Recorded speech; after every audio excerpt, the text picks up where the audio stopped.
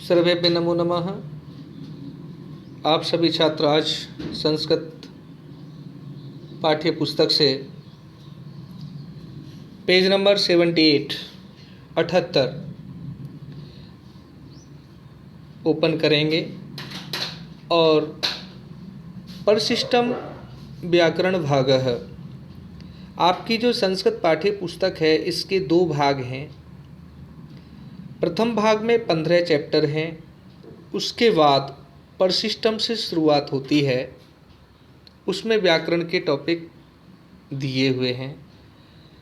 प्रिय छात्रों, परशिष्टम शब्द का अर्थ होता है वह सामग्री, वह बात जो अपने स्थान पर नहीं आई और वह बची हुई है लेकिन वो उपयोगी है, महत्वपूर्ण है। तो यह परशिष्टम भाग जो है पुस्तकों में जोड़ दिया जाता है कि जहाँ इनका प्रयोग होना चाहिए था, जहाँ इनका जुड़ाव होना चाहिए था, वहाँ ये नहीं हो पाए किसी कारण, स्थान के कारण। मतलब पुस्तक में, पाठ में इतना स्थान नहीं था कि वहाँ इनको समझा दिया जाता, तो उनको यहाँ अलग से लिखा गया है। तो परशिष्टम यानी परशिष्टम का मतलब है इसमें हमारा व्याकरण का भाग दिया हुआ है, ग्रामर है हमारी संस्कृत की। तो इसकी शुरुआत करने से पूर्व मैं आपको बताना चाहूँगा छात्रों कि इस पाठ्य पुस्तक से हमने पहला पाठ वार्तालाप, दूसरा पाठ लंग लकार प्रथम पुरुषः, तीसरा पाठ लंग लकार मध्यम पुरुषः, चौथा पाठ लंग लकारः उत्तम पुरुषः और पांचवा पाठ जो था लोट लकारः आज्ञा सूचकः। ये 5 पाठ हमने प्रथम भाग में संपूर्ण कर लिए हैं प्रश्नोत्तर सहित। तो इसके अलावा इस पाठ्य पुस्तक के परशिष्टम व्याकरण भाग में एक साथ पेज नंबर 78 से स्टार्ट हैं, जिसमें शब्द रूपाणी पहला, धातु रूपाणी दूसरा, वर्ण विचार तीसरा, उच्चारण स्थानानि चौथा, कारक प्रकरणम पाँचवां, उपपद विभक्ति छठवां, संख्यावाचक शब्द सातवां, संधि प्रकरणम आठवां, कृत प्रत्यय नौवां और इस कृत प्रत्यय में कत्वा, लिप और तुमन 3 प्रत्यय हैं और विलोम शब्द 10वां और सामान्य ज्ञान 11वां। इस प्रकार से व्याकरण ग्रामर भाग में यहाँ 11 पाठ शामिल हैं। तो हम अब प्रथम भाग के 5 पाठों के पश्चात आज के दिन से क्लास 7 में यानी आपकी कक्षा में व्याकरण की शुरुआत कर रहे हैं।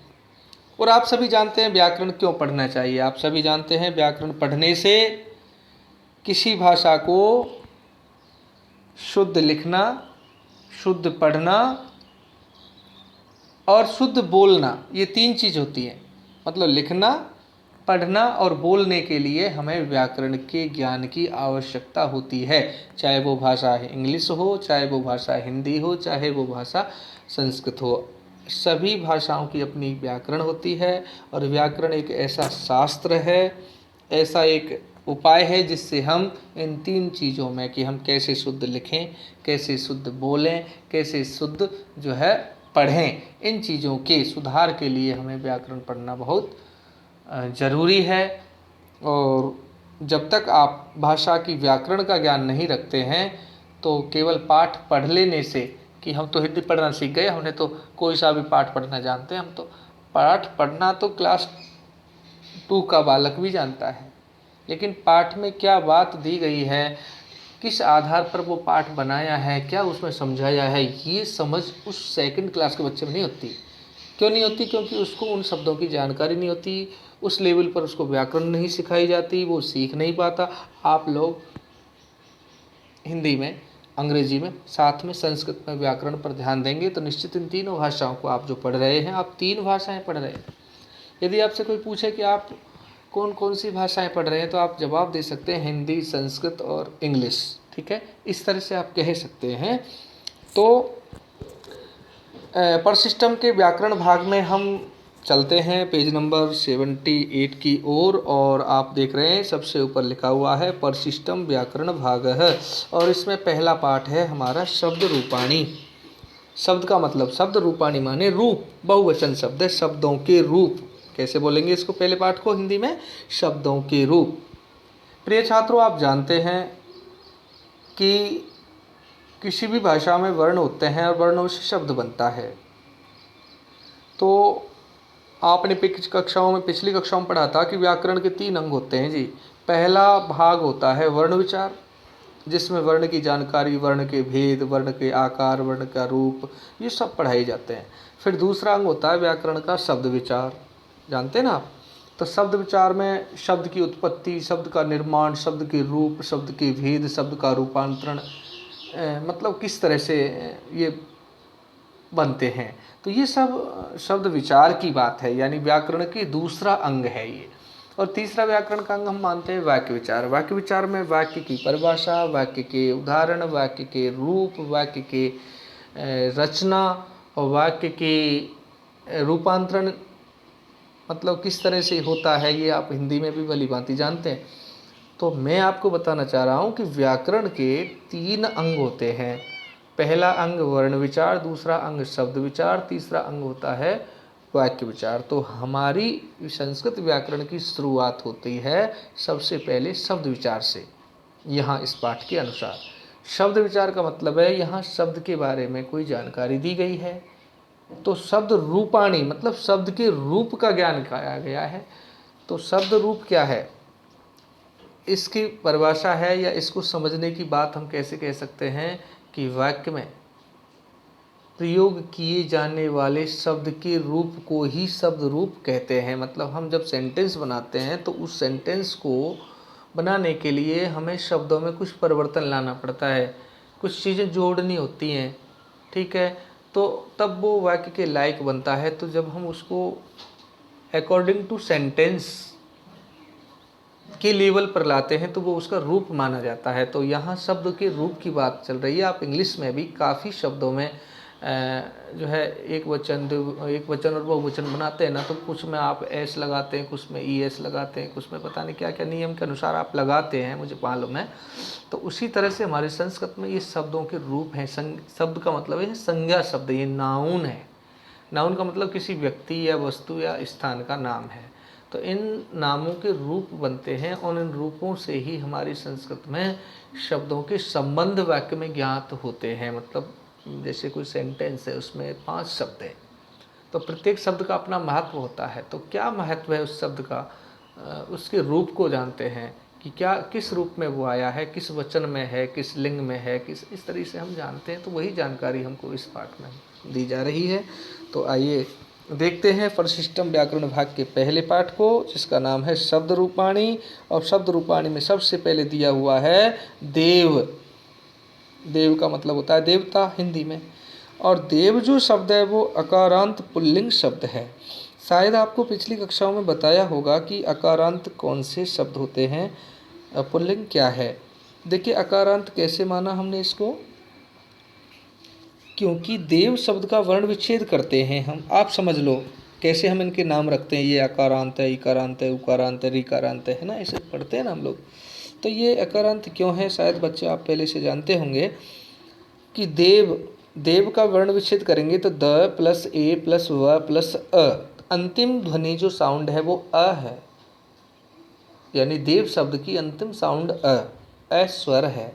तो उस स्वर के नाम पर ही वो स्वर इसके अंत में है। कौन सा स्वर अंत में है, ए, तो अकारांत। तो देखिए ए को संस्कृत में अक कहते हैं, ठीक है। हम हिंदी में अ कह देते हैं ना, या अकार कहते हैं, उसको हमारी संस्कृत में अक कहते हैं, ठीक है। तो ये अकारांत है, मतलब अ अंत में है, देव शब्द के अंत में ए है, इसलिए ये अकारांत हो गया। पुल्लिंग क्यों है, क्योंकि ये पुरुष जाति का बोध कराता है। देव का मतलब होता है देवता, ठीक है जी। अब हम बात करते हैं इसके रूपों के बारे में। हम आपको बता रहे हैं कि हमारे शब्द रूपों में 7 विभक्ति और संबोधन के साथ तीनों वचनों में रूप अलग अलग होते हैं और उनका अर्थ भी अलग अलग होता है। तो देखिए हम वाचन करते हैं। पहले तो हमको ध्यान देना पड़ेगा कि संस्कृत को शुद्ध कैसे बोलें, यानी पढ़ना। तो एक बार मैं दिए हुए जो शब्द रूप हैं इनका उच्चारण करता हूँ, आप इनको उंगली रखें या साथ बोलने का प्रयास भी कर सकते हैं। देखिए जैसे देव अकारांत पुल्लिंग है। तो यहाँ विभक्ति दी गई है प्रथमा, द्वितीया, तृतीया, चतुर्थी, पंचमी, षष्ठी, सप्तमी, संबोधन, फिर एक वचन, द्विवचन और बहुवचन। तो मैं एक वचन से स्टार्ट करता हूँ। देवः, देवौ, देवाः प्रथमा, देवं, देवौ, देवान् द्वितीया, देवेन, देवाभ्यां, देवै तृतीया, देवाय, देवाभ्यां, देवेभ्यः चतुर्थी, देवात्, देवाभ्यां, देवेभ्यः पंचमी, देवस्य, देवयो, देवानां षष्ठी, देवे, देवयो, देवेषु सप्तमी। हे देव, हे देवो, हे देवा। हमने इनको शुद्ध उच्चारण के रूप में पढ़ लिया। अब हमको मालूम होता है कि ये देव शब्द तो राम की तरह है ना, क्योंकि राम शब्द भी मैं में अ है तो अकारांत पुल्लिंग है, तो भी राम शब्द के जो रूप हैं सेम उसी तरह से ये देव शब्द के रूप लिखे हुए हैं, या 7 विभक्ति और संबोधन सहित। तो हमने इनको पढ़ लिया। अब इन शब्द के रूपों का अर्थ मैं आपको बताऊंगा कि ये शब्दों के रूप बनाने की आवश्यकता क्यों हुई, क्योंकि यहाँ जहाँ दिए गए हैं उनके वहाँ अलग अलग अर्थ निकाले जाते हैं। तो हम देखते हैं सबसे पहले प्रथमा विभक्ति। तो प्रिय छात्रों, एक बात मैं आपको बताना चाहता हूँ। प्रथमा विभक्ति कर्ता कारक में लगती है।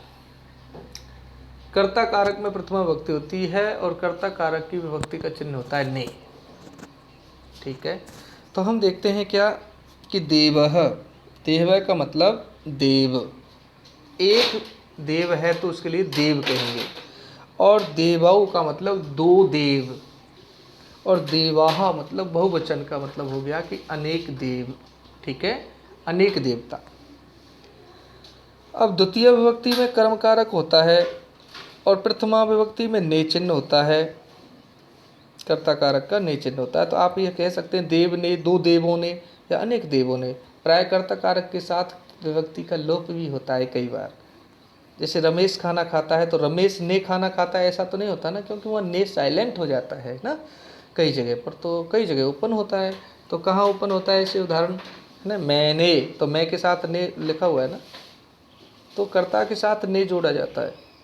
तो यहाँ देखते हैं द्वितीय विभक्ति में कर्म कारक होता है, इसका चिन्ह होता है को। तो अब सबके साथ को जोड़ते चलेंगे। देवम मतलब, देवम मतलब एक वचन में देवता को, एक देवता को। देवों को मतलब 2 देवताओं को, और देवान का मतलब अनेक देवताओं को। तृतीया देखिए देवेन, देवेन का तृतीय विभक्ति में करण कारक होता है, करण का चिन्ह होता है द्वारा। तो देवेन का मतलब देवताओं द्वारा, देवाभ्याम मतलब 2 देवताओं द्वारा, और देवे का मतलब होता है अनेक देवताओं के द्वारा। ठीक है, मतलब इन सब के साथ में द्वारा द्वारा जोड़ा तृतीय विभक्ति के साथ। ये द्वारा शब्द मैं कहाँ से लाया हूँ, ये कारक चिन्हों से लाया हूँ। आपको हिंदी में भी मैंने आपको याद कराए थे शायद पिछली वर्ष, आपको ध्यान होना चाहिए। देखिए चतुर्थी विभक्ति, चतुर्थी में संप्रदान कारक होता है जी, और संप्रदान कारक का चिन्ह होता है के लिए। तो देवाय, देवाय का मतलब एक देवता के लिए, देवाभ्याम का मतलब 2 देवताओं के लिए, देवेव्य का मतलब अनेक देवताओं के लिए। फिर आती है पंचमी विभक्ति। पंचमी विभक्ति में अलग होने के अर्थ में आती है। तो यहाँ से मतलब देवात मतलब देवता से, देवाभ्याम मतलब 2 देवताओं से, देवेव्य का मतलब अनेक देवताओं से। और षष्ठी होती है जिसमें संबंध कारक होता है और जिसका कारक चिन्ह होता है का, की, के।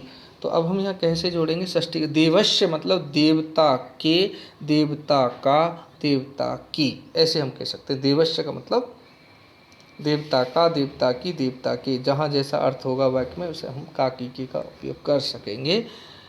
और देवयो, देवयो का मतलब है 2 देवताओं के। और बहुवचन का मतलब है देवा नाम लिखा हुआ है, उसका अर्थ है अनेक देवताओं का, या अनेक देवताओं के, या अनेक देवताओं की। सप्तमी जो विभक्ति है उसमें जो कारक प्रयोग होता है वो अधिकरण होता है। अधिकरण का मतलब आधार। तो उसके कारक चिन्ह में या पर। तो देखिए देवे, देवी का मतलब देवताओं पर या देवताओं में, 2 देवताओं पर देवयो, देवेशु मतलब अनेक देवताओं में। ठीक है, तो आप में अर्थ लगाएंगे। देवी का मतलब एक देवता में, देवयो मतलब 2 देवताओं में, देवेशु माने अनेक देवताओं में। सप्तमी विभक्ति बहुवचन का मतलब अनेक देवताओं में। अब संबोधन, संबोधन क्या होता है? किसी को बुलाना। किसी को संबोधित करना, पुकारना, ठीक है। तो हे देव, एक देवता के लिए हे देव, और दो के लिए हे देवो, ठीक है, और अनेक हैं तो हे देवा, ठीक है। इस तरह से हमने समझा कि यहाँ प्रत्येक जो विभक्ति है और जो वचन हैं अलग अलग, उनमें हिंदी मीनिंग सबके अलग अलग होते हैं जी।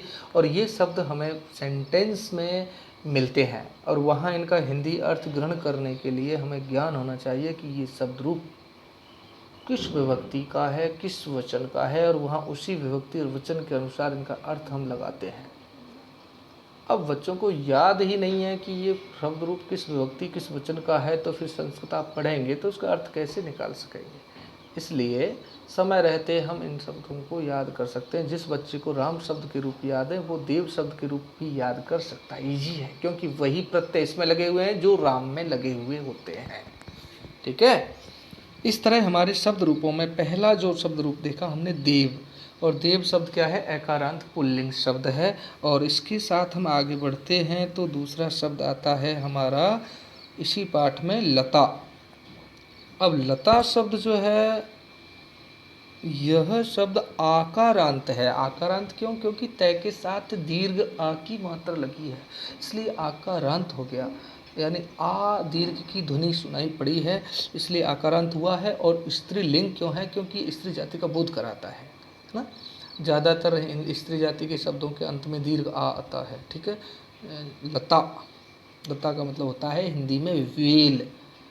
बेल जानते हैं ना आप, जो पत्तों की, फूलों की, जंगलों में बेल होती हैं, घरों में भी हम लगाते हैं सुंदरता के लिए। तो देखिए यहाँ यह स्त्रीलिंग है, मतलब स्त्रीवाची है। इसके रूप कैसे? लता, लते, लताः, लताम, लते, लताः। कैसे बोलेंगे? लता, लते, लताः प्रथमा, लताम, लते, लताः द्वितीया, लतया, लताभ्याम, लताभिः तृतीया, लतायै, लताभ्याम, लताभ्य चतुर्थी, लताया, लताभ्याम, लताभ्य पंचमी, लताया, लतयो, लतानां षष्ठी, लतायाम, लतयोः, लतासु सप्तमी, हे लते, हे लते, हे लता। ये संबोधन का जो है एक वचन, द्विवचन, बहुवचन का रूप है।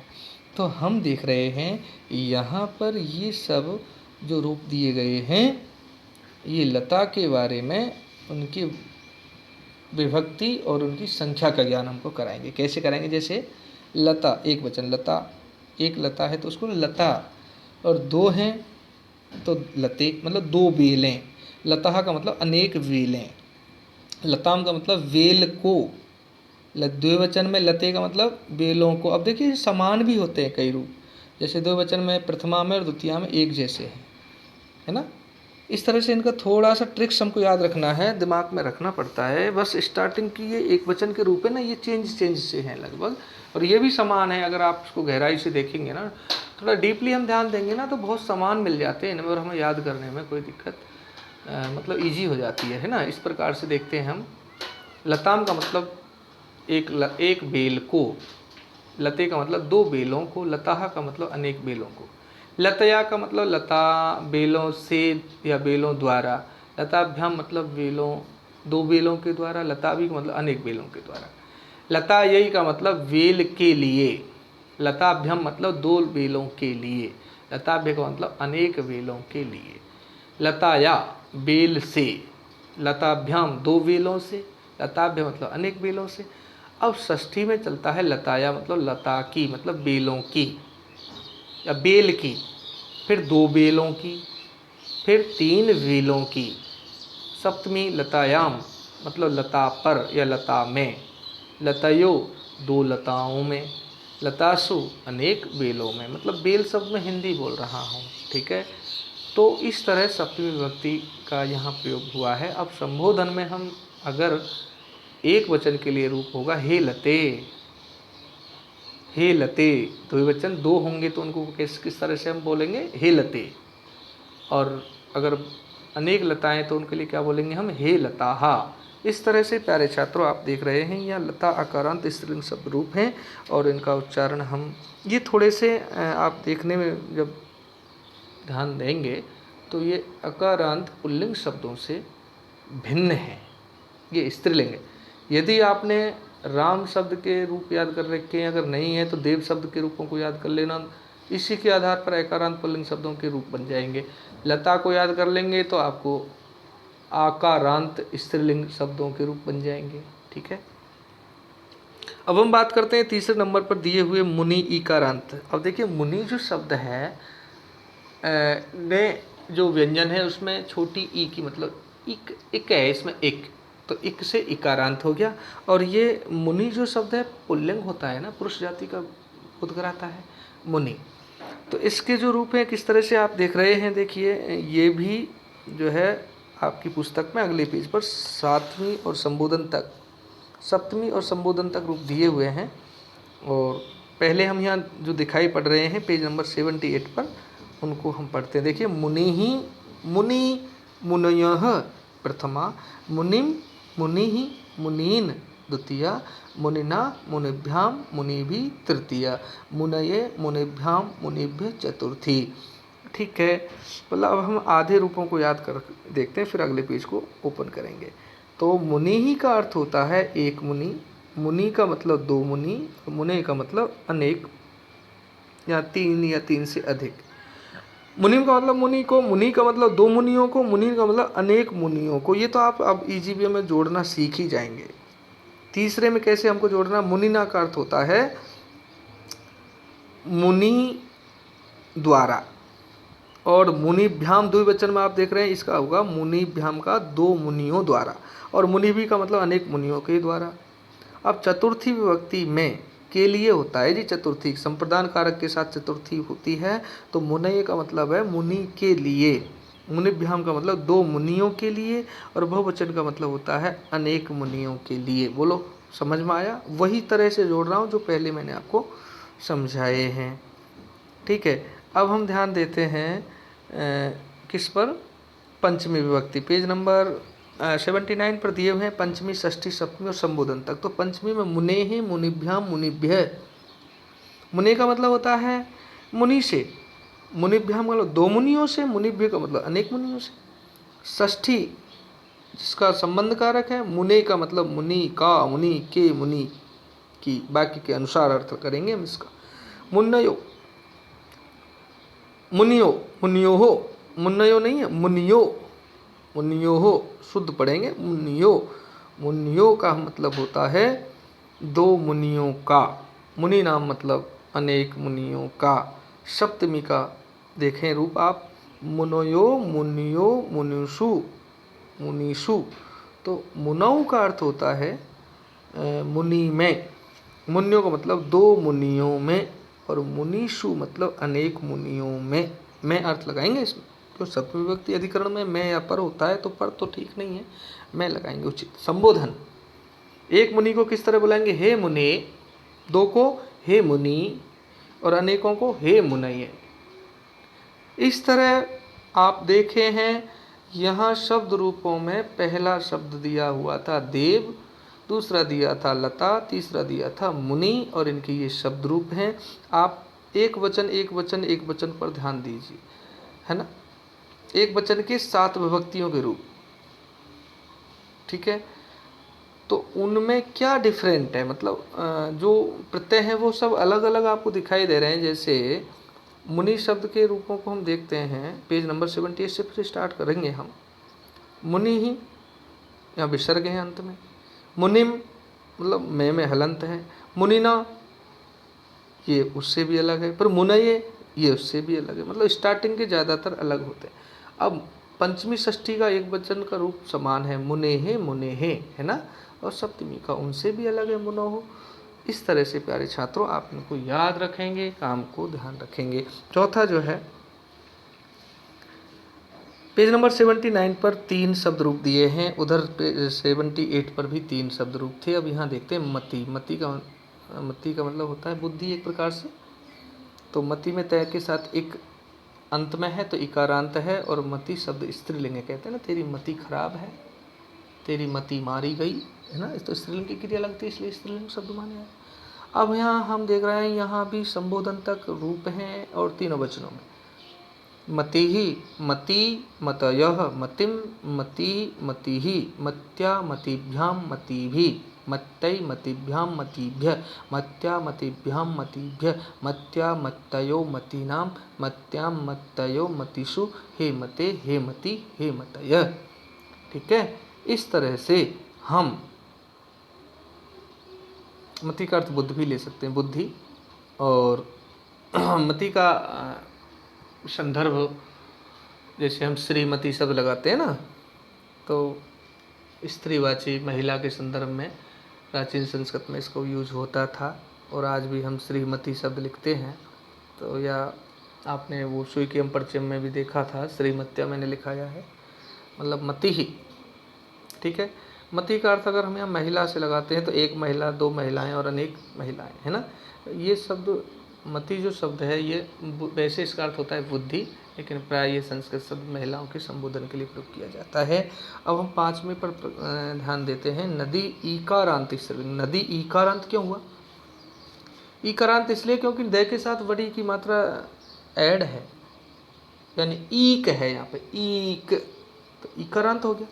अब इनके रूप कैसे चले हैं देखो, नदी शब्द के, नदी नद्यो, नदी नद्धौ नहीं कहेंगे, धौ नहीं है, ध धनुष वाला नहीं है, यहाँ द और ये है, तो शुद्ध पढ़ने के लिए कैसे बोलेंगे, मेरे उच्चारण पर थोड़ा ध्यान दें। नदी नद्ययो नद्यः प्रथमा, नदीम नद्ययो नदीः द्वितीया, नद्या नदीभ्यां नदीभिः तृतीया, नद्यै नदीभ्यां नदीभ्यः चतुर्थी, नद्या नदीभ्यां नदीभ्यः पंचमी, नद्या नद्यो नदीनां षष्ठी, और नद्यां नद्ययो नदीषु सप्तमी, हे नदी हे नद्यो हे नद्य। इस तरह से ये एक वचन, द्विवचन और बहुवचन के शब्द रूप आपने देखे।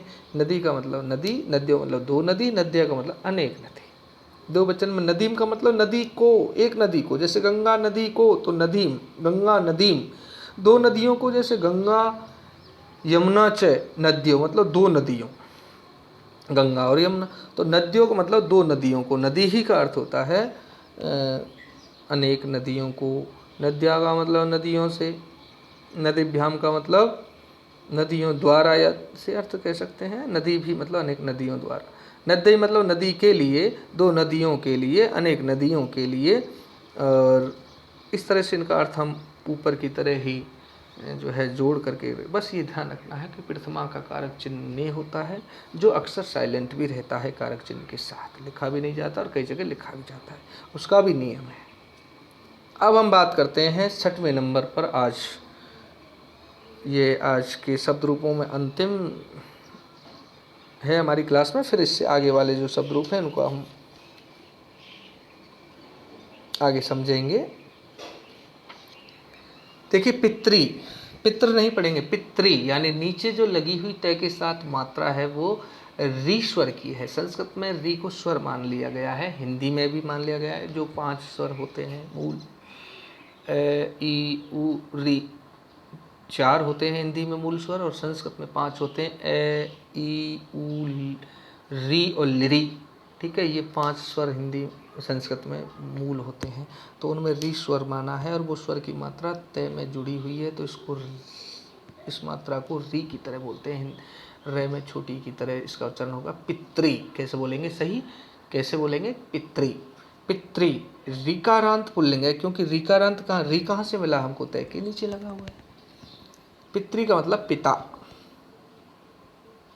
इसको फादर कहते हैं हम, पिता, जनक के जन्मदाता। पुल्लिंग शब्द है, पुल्लिंग है, पुरुष जाति है, जानते हैं आप। तो इसके साथ विभक्ति और संबोधन तक जो रूप हैं उनको आप याद कर सकते हैं। तो देखो बेटा, हम आपको बता रहे हैं कि आज जो आपको क्या काम हम दे रहे हैं, आपको पिता शब्द रूप लिखने हैं होमवर्क के रूप में, और हमें सेंड करने, और इनको याद भी कर लेंगे आप। देखो 6 शब्द रूप मैंने पढ़ाए। यदि आपकी स्मृति का लेवल आप बढ़ाना चाहते हैं, ये निश्चित बात है, संस्कृत जिस बच्चे को अच्छी तरह याद होती है उसकी मेमोरी पावर शार्प होती है, उसमें ग्रोथ होती है, ये निश्चित बात है। ये मैं नहीं कहता हूँ, ये बात अनेक संस्कृत के विद्वान लोग कहते चले आए हैं कि जो बच्चा संस्कृत की चीज़ को अच्छी तरह याद कर सकता है वो अन्य विषयों को आसानी से याद कर सकता। कहते हैं ना साहब हमारे बच्चे को याद नहीं होता, या खुद कहते हैं सर हम याद करते हैं पर होता नहीं, क्योंकि कोई ना कोई क्षमता की हमारे अंदर कमी है। वो क्षमता हमारी बुद्धि जो है, हमारा विवेक जो ज्ञान है, हमारी जो याददाश्त है वो कैसे बढ़े। क्या हम सिरप पिएं या दाक बादाम खाएं हैं? लेकिन कितने बच्चे दाक बादाम खा रहे हैं लेकिन उसका असर इतना नहीं होता जितना लोग उनका समझ करके प्रयोग करते हैं। तो मेरा मतलब है कि हमारी बुद्धि को हम जितना अभ्यास में लेते हैं, जितना हम वर्क करते हैं, उतनी ही ये बढ़ती है। तो बुद्धि बढ़ाने के लिए हमें संस्कृत के इन शब्द रूपों को, मैं तो चाहता हूँ कि आज पढ़ाए हुए 6 शब्द रूपों को आप अच्छी तरह से याद करें, तो ये और भी अच्छी बात हो सकती है। और अगर आप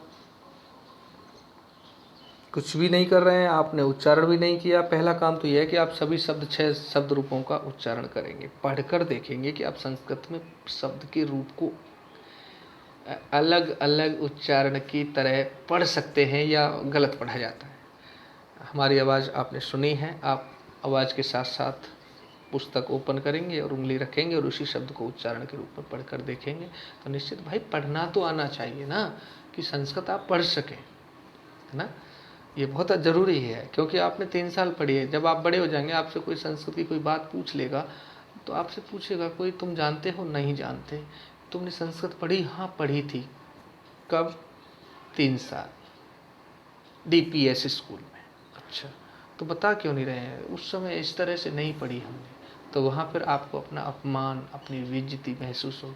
तो कम से कम इतना संस्कृत को आपको सीखना चाहिए कि ये रूप क्या है, ये क्यों है, क्या है, क्यों है। ये वही है जो आप इंग्लिश में जो वर्ड होता है उसके रूप को आप अकॉर्डिंग टू सेंटेंस चेंज करते हैं ना, वर्ड को भी चेंज करते हैं आप लोग। हर जगह एक जो शब्द है वो होता है क्या? नहीं होता ना इस तरह से। आप वहाँ जानते हैं ही, सी, इट, नेम, है ना, यू, वी, दे, अवर, अस, है ना, मतलब एक वचन और बहुवचन। इस तरह हमारे यहाँ भी ये शब्दों के रूप हैं। हमारे यहाँ संज्ञा सर्वनाम, संज्ञा शब्द भी चेंज होते हैं, ये ध्यान रखना बस, ठीक है। और आपके यहाँ प्रपोजिशन होते हैं, इंग्लिश में प्रपोजिशन होते हैं ना, जैसे लगाते हैं आप ये टू वगैरह, ऐसे जो को के अर्थ के लिए टू लगाते हैं ना, से के अर्थ के लिए फ्रॉम लगाते हैं ना, है ना, इस तरह से। तो हम आपको वहाँ अलग से लिखना पड़ता है। हमारी संस्कृत में उस शब्द के रूप को ही मॉडिफाई कर देते हैं। मॉडिफाई का मतलब उसमें बदलाव कर देते हैं, बस अलग से कोई शब्द इसके लिए यूज नहीं करते। जैसे आपने देखा यहाँ कि नदीम का अर्थ हो गया नदी को, है, और इंग्लिश में आप कहेंगे टू रिवर, तो रिवर अलग लिखना पड़ेगा और टू अलग लिखना पड़ेगा। तो हमारी संस्कृत में केवल नदी में मैं साथ में लिख करके इसका अर्थ ग्रहण किया जाएगा, नदी को, है। अब हम पितृ ऋकारांत पुल्लिंग शब्दों को हम देखेंगे। पिता पितरौ पितरः प्रथमा, पितरम पितरौ पितृन् तृतीया, पितरः पितृभ्यां पितृभिः तृतीया, पितरैः पितृभ्यां पितृभ्यः चतुर्थी, पितुः पितुभ्यां पितृभ्यः पंचमी, पितुः पितरौ पितॄणां षष्ठी, पितृ पितरयो पितृषु सप्तमी। हे पितः, हे पितरौ, हे पितरः संबोधन है ये। अब हम इसके अर्थ के रूप में हम जाने हिंदी में कैसे। पिता का मतलब एक पिता, पितरों का मतलब 2 पिता। आप कहेंगे पिता 2 कैसे हो सकते हैं? अनेक, वो बात नहीं कर रहे हैं हम, आपसे कह रहे हैं कि मेरा पिता और आपका पिता एक जगह खड़े हैं तो 2 पिता हो गए ना, एक मेरा है और एक आपका है। और अनेक पिताएं खड़े हैं, जैसे PTM होती है तो सबके पिताजी आते हैं ना, तो वे पिताजी आए हुए हैं, हम बहुवचन में बोलेंगे ना, पिताजी आए हैं सबके, लेकिन हैं सबके अलग अलग। पिता हैं एक एक, लेकिन वे इस ग्रुप में समूह में आए तो वो बहुवचन के रूप में उनका हम समझेंगे। इस तरह से आप देखें, पिता का मतलब एक पिता, पितरों का मतलब 2 पिता, पितरैः का मतलब अनेक पिताएं, पितरम का मतलब द्वितीय विभक्ति एक वचन में, पितरम का अर्थ होगा पिता को, पितरों का मतलब 2 पिताओं को, पितृन। अब तय के साथ और देखिए आप, अलग तरह से बना हुआ रूप है, यहाँ डबल ऋदिकार है, पितृन, पितृन, पितृन, जीव का जो डाइवर्ट है वो मोड़ है वो बढ़ता है, पितृन, पितृन का मतलब अनेक पिताओं को। तृतीय पित्रा मतलब पिता द्वारा, पितृभ्याम दो पिताओं द्वारा, पितृभी अनेक पिताओं के द्वारा। इस संसार में पिताओं के द्वारा अपने बच्चों का लालन पालन किया जाता। तो यहाँ बहुवचन पिता की बात कर रहा हूँ ना, पिताओं द्वारा, तो सभी बच्चों की बात कर रहा हूँ। तो यहाँ इस तरह से पित्रे मतलब पिता के लिए, पिता के लिए, पितृभ्याम दो पिताओं के लिए, पितृभ्य मतलब अनेक पिताएं, पिताओं के लिए, पितुहु मतलब पिता से, पितृभ्याम मतलब दो पिताओं से, पितृभ्य मतलब अनेक पिताओं से अलग, ठीक है। षष्ठी में पितुहु, पितुहु, पितु का अर्थ होता है पिता का या पिता की या पिता के। तो हमने आपको इंट्रोडक्शन लिखाया था संस्कृत में स्वकीयम परिचय, तो वह पितु शब्द इस तरह से लिखेंगे हम शुद्ध। मैंने मतलब लिखाया था मम नामः भुवनेशः अस्ति, मेरा नाम भुवनेश है। मम पितुहु नामः ऐसे लिखाया था ना, पितुहु शब्द रूप लिखाया था वहाँ, क्योंकि पिताजी का नाम, वहाँ का संबंध कारक का, पिता का नाम, ठीक है। तो पितुहु मतलब एक पिता है, तो वहाँ पितु लिखा हमने। पितरौ नहीं लिखेंगे, वहाँ दो पिता है, क्योंकि हमें हमारे निजी रूप में देखेंगे तो एक ही पिता है, तो वहाँ पितु शब्द लिखा जाएगा। पितरौ मतलब दो पिताएं, दो पिताओं का। पितृणाम मतलब अनेक पिताओं का। पितृ, पितृ मतलब एक पिता में, पितरों को मतलब दो पिताओं में, पितृषु मतलब अनेक पिताओं में, ठीक है। अब हे पिता है, हे पितरौ, हे पितरः, ये एक एक के लिए हम, अब बेटा पितरा कहते हैं हमारे पूर्वजों को, ये ध्यान रखना बस। अब मैं यहाँ पिता शब्द, पितृ का मतलब पिता भी होता है, पितृ का मतलब पूर्वज भी होता है, जिन्हें हम पुरखा कहते हैं, जो हमारे वंश खानदान के बुजुर्ग लोग जो अब हैं या नहीं हैं, हमारे अग्रज, जिन्होंने हमारे वंश में, हमारे खानदान में हमसे पहले जन्म लिया था, वे सब हमारे चाहे हैं परिवार में, चाहे चले गए हैं, कहाँ चले गए हैं, जहाँ से आए थे, ठीक है। तो वे सब हमारे पितृ कहलाते हैं। तो पितृ कोई एक नहीं होता, अनेक भी हो सकते हैं ना हमारे, है ना, जिन्हें हम देवी देवता कहते हैं, देवी देवता कह देते हैं घरों में। देवी देवताओं को पूज रहे, अमावस्या को भोग लगाते हैं हम,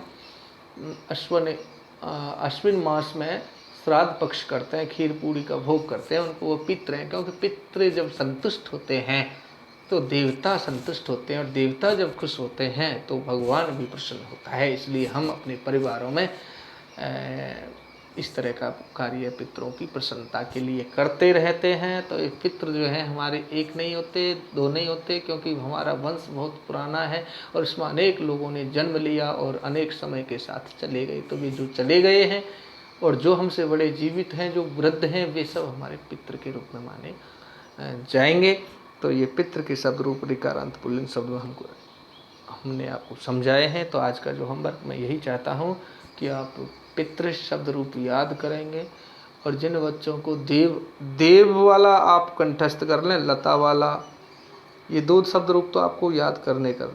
तो आज का जो होमवर्क मैं आपको दे रहा हूँ, एक तो देव अकारांत पुल्लिंग शब्द आपको नोट करके मुझे भेजने हैं लिख करके, और इनको याद भी करें, और एक पितृ के, यानी 6 में से 2।